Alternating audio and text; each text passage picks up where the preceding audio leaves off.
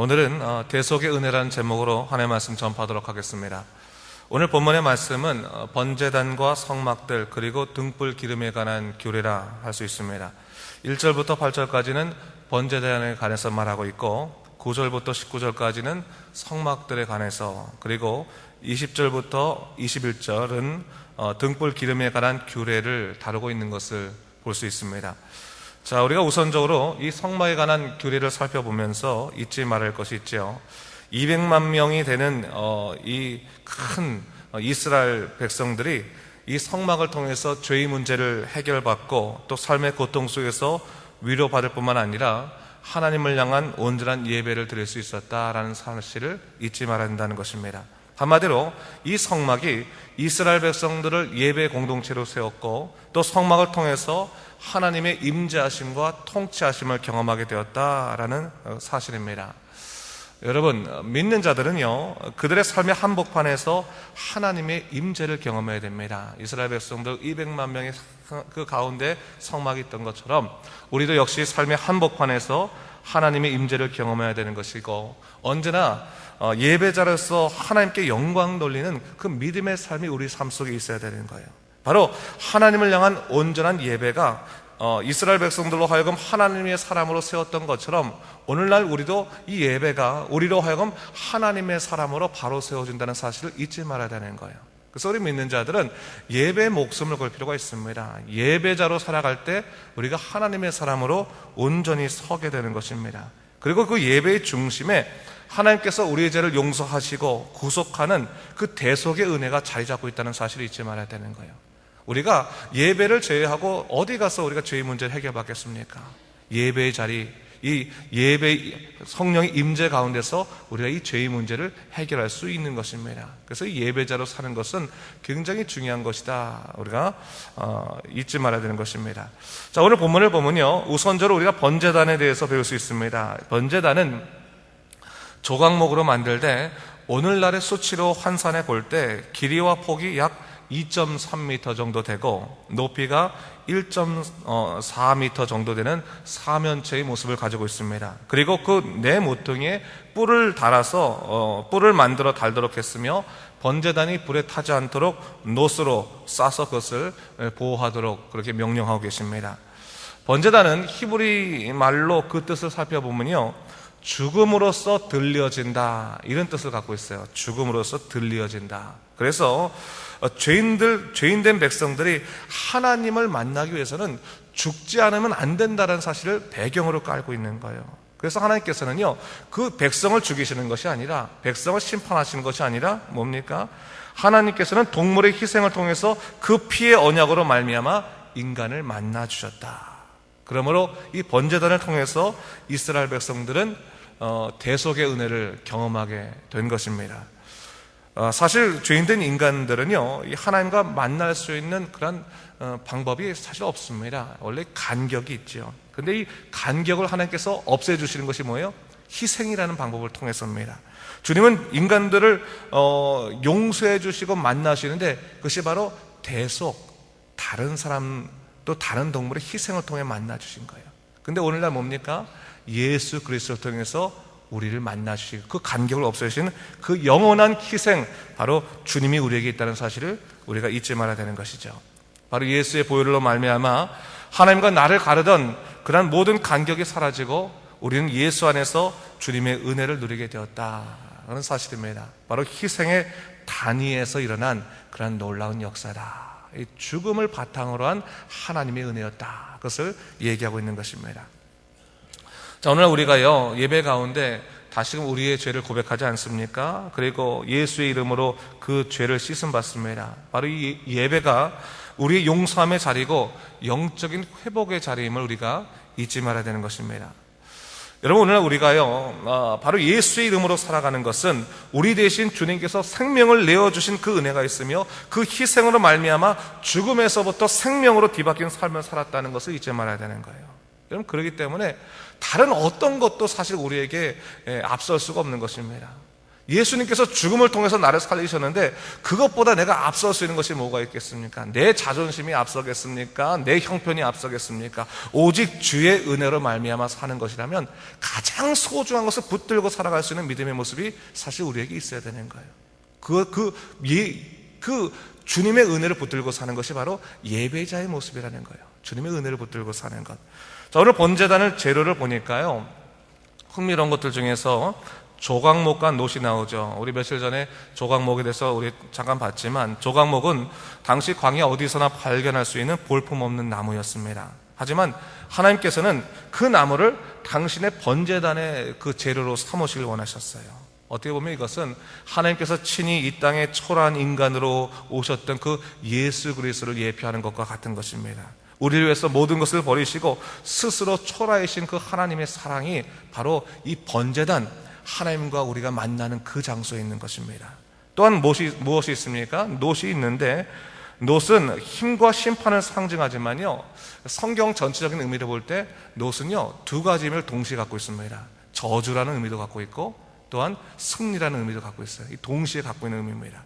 저주와 승리를 동시에 상징하는 그러한 그 성격이 놋이라는 거예요. 성경을 보면요, 저주와 승리를 동시에 상징하는 가장 대표적인 것이 뭡니까? 바로 십자가죠.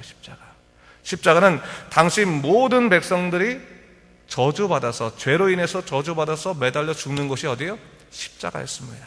근데 우리 주님께서 그 십자가에 매달려서 그 죄와 모든 죽음의 권세를 이기시고 나니까 그 십자가가 무엇이 되었습니까? 우리에게는 승리의 상징이 되지 않았습니까?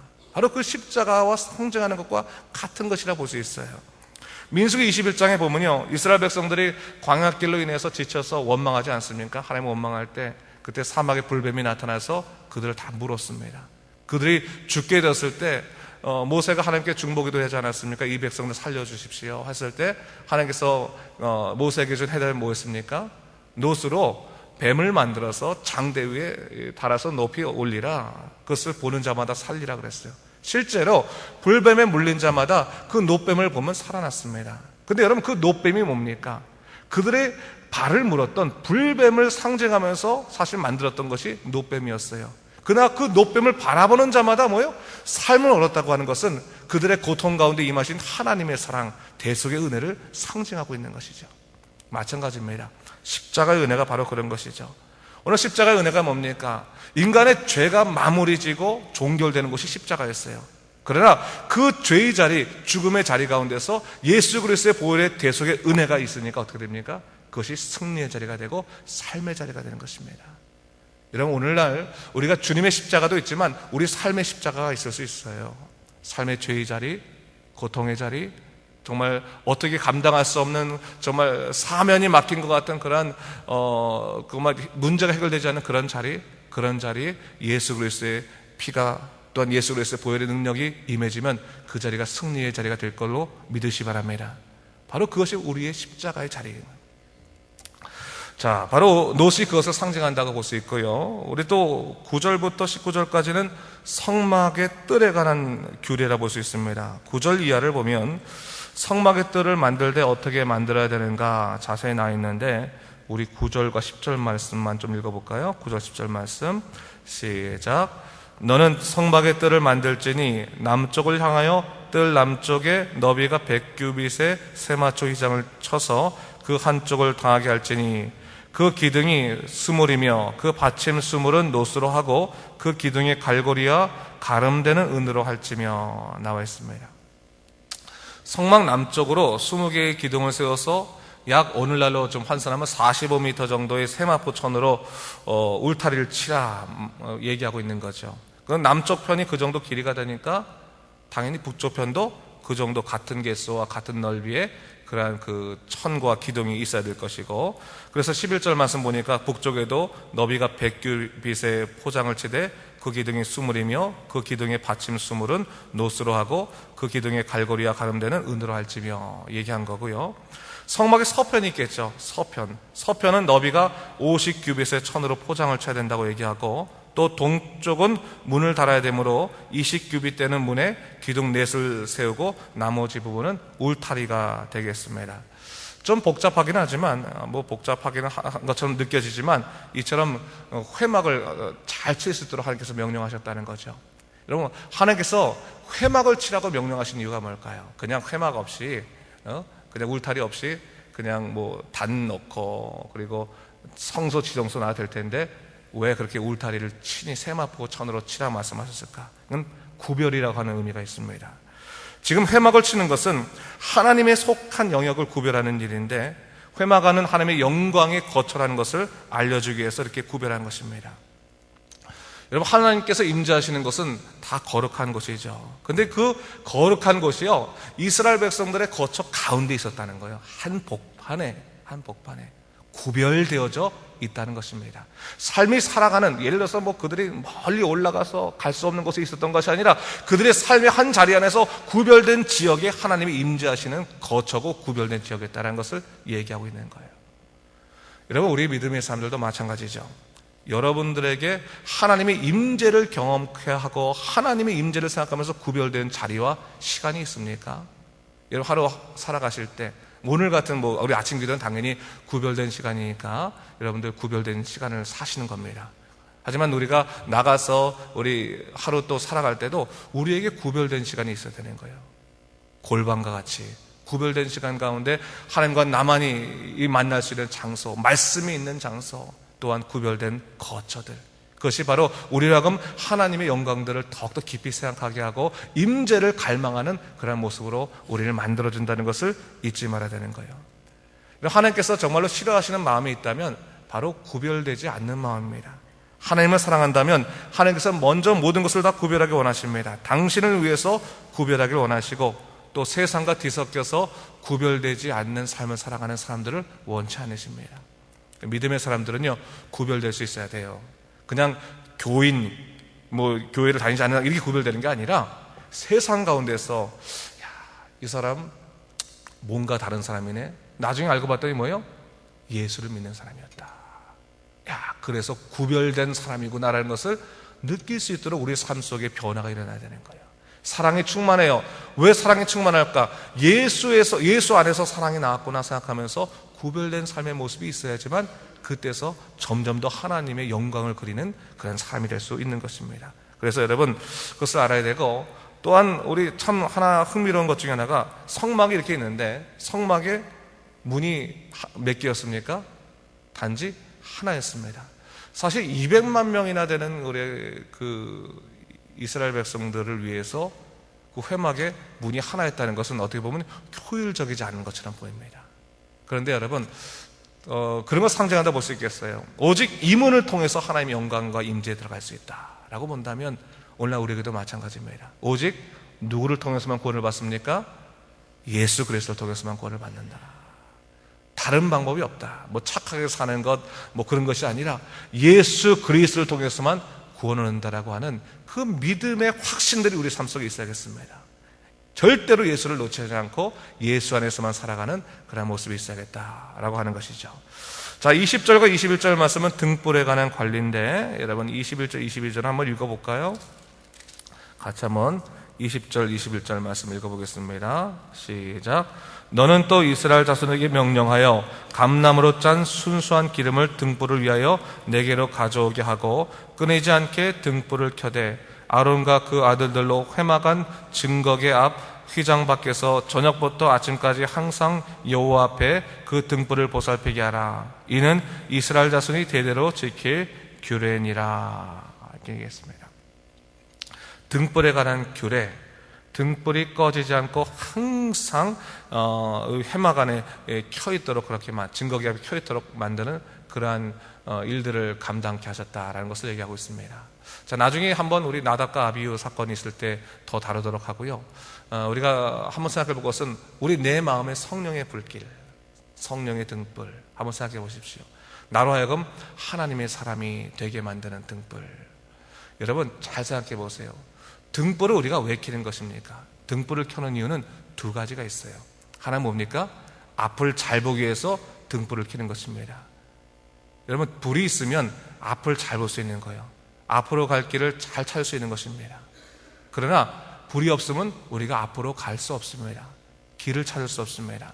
하지만 또 하나 중요한 것이 있습니다. 불이 있으면 내가 누군지를 알 수 있습니다. 여러분, 불 없는 곳에 우리가 벗고 살든지 지저분한 옷을 입고 살든지 아무 상관이 없지 않겠습니까? 그러나 불이 있는 곳에는 우리 스스로 우리를 단정할 수밖에 없어요. 돌아볼 수밖에 없습니다. 여러분, 성령의 불이 있는 사람들은 예수의 사람으로서 자기를 돌아볼 수밖에 없는 것입니다. 불이 없는 사람이 자기를 돌아보지 않습니다. 아무리 교인으로 산다 할지라도 그 마음에 성령의 불과,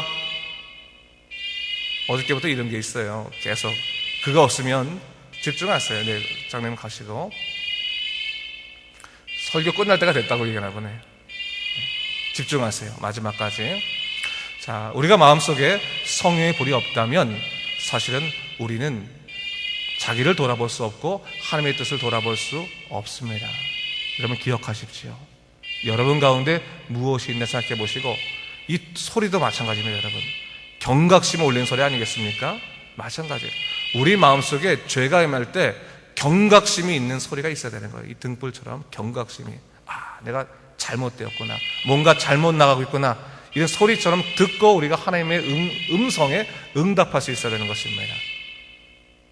이게 소리 나면 야, 불났냐, 아니면 어떤 일이 일어났냐, 그렇게 우리가 생각하는 것처럼 우리 마음의 소리를 기억하시고 다시 한번 기억하시기 바랍니다.